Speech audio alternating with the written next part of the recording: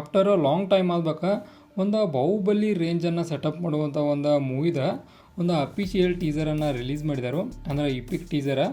ಇದ್ರ ಬಗ್ಗೆ ಮಾತಾಡೋಣ. ಅದು ಯಾವುದಪ್ಪ ಅಂದ್ರೆ ಸ್ವಯಂಭೂ ಮೂವಿದ ಒಂದು ಫಸ್ಟ್ ಲುಕ್ ಟೀಸರ್ ಅನ್ರಿ ಅಥವಾ ಎಪಿಕ್ ಟೀಸರ್ ಅನ್ರಿ ಏನರ ಅನ್ರಿ ರಿಲೀಸ್ ಮಾಡಿದರು.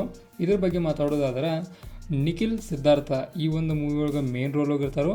ಆನಂತರ ಅವರಿಗೆ ಒಂದು ಆ್ಯಸ್ ಅ ಹೀರೋಯಿನಿ ಅಥವಾ ಆ್ಯಸ್ ಅ ಸಹಪಾಠಿಯಾಗಿ ನಮ್ಮ ಸಂಯುಕ್ತ ಅವರ ಅಭಿನಯವನ್ನು ಮಾಡ್ತಾರೋ.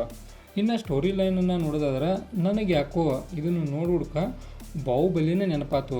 ಅಂದ್ರೆ ಬಾಹುಬಲಿ ಸೆಟಪ್ ಆಗಲಿ, ಆನಂತರ ಆ ಗ್ರಾಫಿಕ್ಸ್ ಡಿಸೈನ್ಗಳಾಗಲಿ ಇವನ್ನೆಲ್ಲ ನೋಡಿದ್ರೆ ಸಿಮಿಲರ್, ಬಾಹುಬಲಿದು ಭಾಳಷ್ಟು ಸೀನ್ಗಳು ಸಿಮಿಲರ್ ಅದಾವು.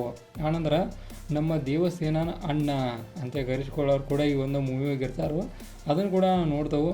ಅಂದರೆ ಆ್ಯಸ್ ಅ ಮಹಾರಾಜ ರೋಲ್ ಒಳಗೆ ನೋಡೋಣ ಅದನ್ನು ಹೆಂಗೆ ನಿಭಾಯಿಸ್ತಾರೆ ಅವ್ರು ಅಂತೇಳಿ. ಬಟ್ ನಿಖಿಲ್ ಅವ್ರ ಆ್ಯಕ್ಟಿಂಗ್ ಮಾತ್ರ ಹೇಳೋದಲ್ಲ, ಟಾಪ್ ಕ್ಲಾಸ್ ಒಳಗಿತ್ತು. ಅಂದ್ರೆ ನಮ್ಮ ಪ್ರಭಾಸನ್ನು ನೋಡಿದಂಗೆ ಫೀಲ್ ಬಂತು. ಆ ಮೊದಲಿನ ಪ್ರಭಾಸ ಈಗಿನ ಪ್ರಭಾಸ ಅಲ್ಲ, ಅಂಡರ್ಸ್ಟ್ಯಾಂಡ್ ಆಗಿರ್ಬೇಕು ಅದಕ್ಕೆ ಈ ಡೈಲಾಗ್ ಹೇಳಿ ಅಂತೇಳಿ. ಅದನ್ನು ಬಿಡ್ರಿ. ಈಗ ಸ್ವಯಂಭೂದ ಒಂದು ಏನು ಹೇಳ್ಬೇಕಂದ್ರೆ ಒಂದು ಹಿಸ್ಟಾರಿಕಲ್ ಟೈಪ್ ಮೂವಿ ಇರ್ತೈತಿ.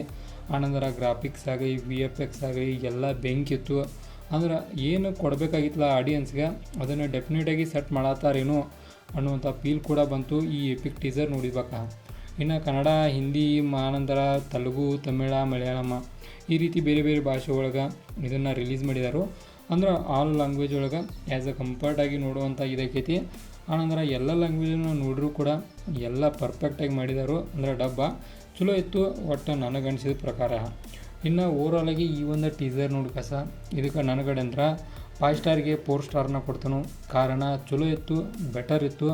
ಇನ್ನೂ ಏನೋ ಬೆಟರ್ ಮಾಡಬೇಕನ್ನೋ ಫೀಲ್ ಎಲ್ಲೂ ಬರಲಿಲ್ಲ. ಇದು ಬೆಟರ್ ಇತ್ತು ಆ ಕಾರಣಕ್ಕೆ. ಇದಾಗಿತ್ತು ಸ್ವಯಂಭೂ ಮೂವಿದ ಎಪಿಕ್ ಟೀಸರ್ ರಿವ್ಯೂ. ಇದೇ ಥರ ನಿಮ್ಗೆ ಇನ್ಫಾರ್ಮೇಟಿವ್ ಬೇಕಾದ್ರೆ ಚಾನಲ್ ಸಬ್ಸ್ಕ್ರೈಬ್ ಮಾಡ್ಕೊರಿ. ವಿಡಿಯೋ ಇನ್ಫಾರ್ಮೇಟಿವ್ ಲೈಕ್ ಕೊಟ್ಟು ಹೋಗ್ರಿ.